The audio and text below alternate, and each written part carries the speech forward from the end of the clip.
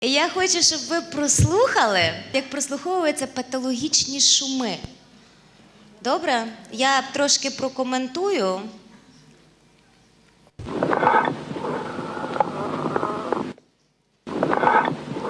Це є амфоричне дихання.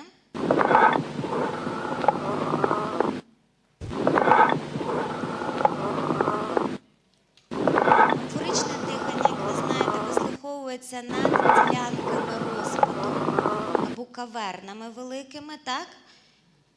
А ще можуть вислуховувати, коли в нас є великі бронхоектази. Так само може локально вислуховуватися амфоричне дихання. Наступне дихання – це є нормальне, фізіологічне, бронхіальне і везикулярне дихання. Зараз ви чуєте бронхіальне дихання.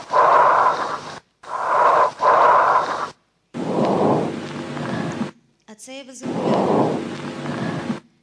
Чим відрізняється? При бронхіальному ви чуєте однаково і вдох, і видох. При бронхіальному ви чуєте тільки вдох і одну третину. Бронхіальне дихання в нас вислуховується, де? Над трахеєю, на рівні біфуркації і над великими бронхами. Везикулярне в нас над всією ділянкою легенів.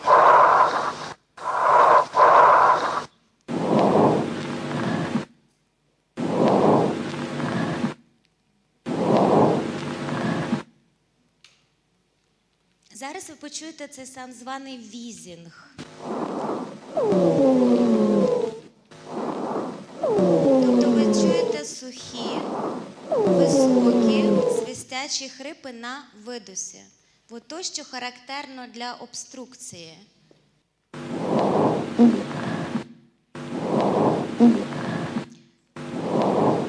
Це ви чуєте сухі хрипи, басу, які вислуховуються у нас при пустих бронхітах, тобто коли в нас патологічний процес стягнуті крупні бронхи.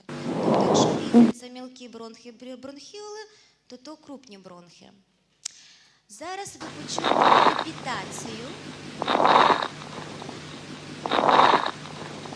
І щоб характерну крепітацію ви чуєте тільки в вдосі.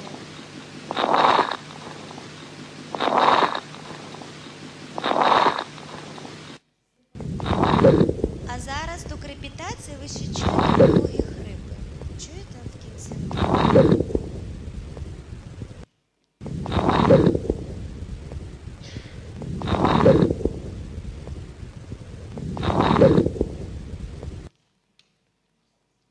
Це будете чути шум тертя плеври.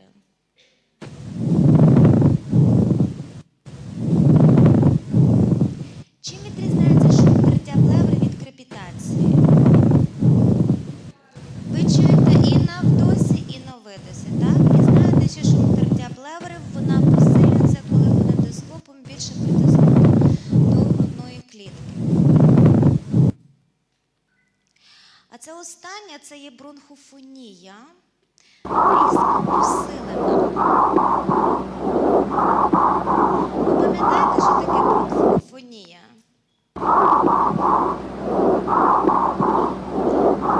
Бронхофонія – це коливання повітря, яке передається на грудну клітку.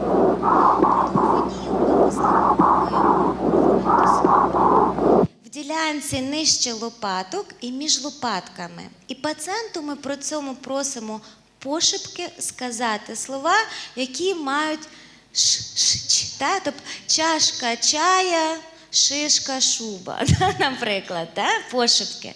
І коли в нас є нормальна бронхофонія, тобто в нас ніяких змін в легенях немає, ми не будемо чітко чути ці слова, ми просто будемо чути звук. Чітко ми будемо відчувати те, що нам говорить пацієнт, тоді, коли в нас є ущільнення легеневої тканини. А ущільнення в нас може бути при чому? При туберкульозі, при запальному процесі, так, при пневмоніях може бути. От. І це як метод діагностики, дуже добре його проводити у дуже ослаблених пацієнтів, коли їм важко дихати, за допомогою бронхофонії ви все-таки можете прослухати, де є патологічні ділянки.